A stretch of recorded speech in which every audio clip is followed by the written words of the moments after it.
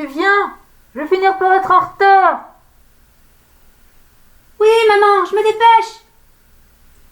Comme vous l'avez compris, je m'appelle Astrid. Et en bas, c'est ma maman qui s'impatiente. Elle s'appelle Evelyne Dupré. Nous vivons dans une grande et vieille maison au fond d'une impasse tranquille d'une toute petite ville de Bretagne. Cette maison, c'était celle de mes grands-parents. Je ne les ai pas connus. Ils sont morts dans un accident de voiture avant ma naissance. C'est dans ce foyer que ma maman a grandi, et c'est entre ces murs qu'à mon tour je grandis. Maman est infirmière, et aujourd'hui, elle est pressée parce qu'elle est de garde, et elle ne veut pas être en retard une fois de plus. Quand maman doit aller travailler, c'est monsieur Léon qui s'occupe de moi. Enfin, il s'appelle Léon Berger, du moins c'est ce qu'il y a d'écrit sur sa boîte aux lettres, mais tout le monde l'appelle monsieur Léon. Monsieur Léon a toujours vécu dans cette belle demeure qui jouxte la nôtre. Il me paraît avoir 1000 ans, tellement il est vieux, mais c'est peut-être parce que je n'en ai que 10. Il vit tout seul dans ce grand logis.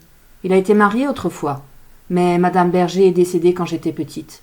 Je ne crois pas qu'il lui reste de la famille, car il n'a jamais de visite, et il ne va jamais nulle part. Je crois que sa famille, c'est nous.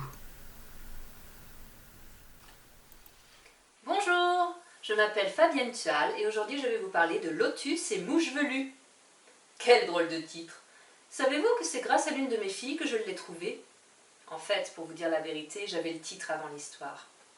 C'est sa langue qui a fourché et j'ai trouvé cette phrase tellement magique qu'il fallait absolument que j'en fasse quelque chose.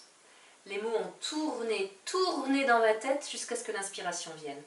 Et elle est venue, vous pouvez me croire, puisque je ne me suis pas contentée d'écrire une histoire, j'en ai fait une trilogie, Magna Terra Floris, et Lotus et Mouche Velue en est le premier tome. Mais que se passe-t-il donc dans Lotus et Mouche Velue? Eh bien, c'est l'histoire d'Astrid, une petite fille qui vit seule avec sa maman infirmière.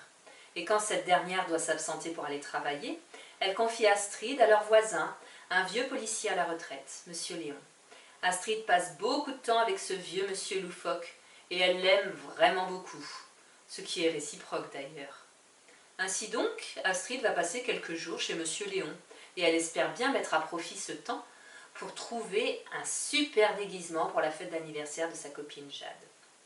Ils vont au grenier, ils fouillent, et ils finissent par mettre la main sur quelque chose d'extraordinaire.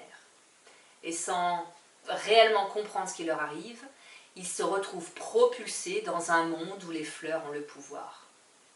Bien évidemment, ils vont arriver comme un cheveu sur la soupe, au plus mauvais moment, mais ils vont aussi se révéler être une aide précieuse pour mener l'enquête sur la disparition de la princesse Annalus Fleur de Lotus. Ce premier tome, tout en légèreté et drôle, s'adresse à tous les aventuriers, petits et grands, qui aiment se laisser embarquer dans d'autres univers. Je l'ai écrit, bien sûr, pour les enfants de 8 à 12 ans, mais les adultes qui l'ont lu ont passé un agréable moment. Quand on lit l'histoire, tout un tas d'images nous assaillent, et c'est presque à regret qu'on tourne la dernière page. Mais rassurez-vous, les aventures d'Astrid et de monsieur Léon sont loin d'être terminées. Seulement, il va vous falloir un peu de patience. Vous pourrez trouver Lotus et Mouche Velue sur internet à 16 € pour la version papier. Pour la version numérique, jusqu'au 27 septembre 2023, un prix spécial de lancement à 8,99 €. Après cette date, il passera à 9,99 €. N'hésitez pas à venir me rendre visite sur mon site lea-etc.fr. À très vite et vive l'aventure!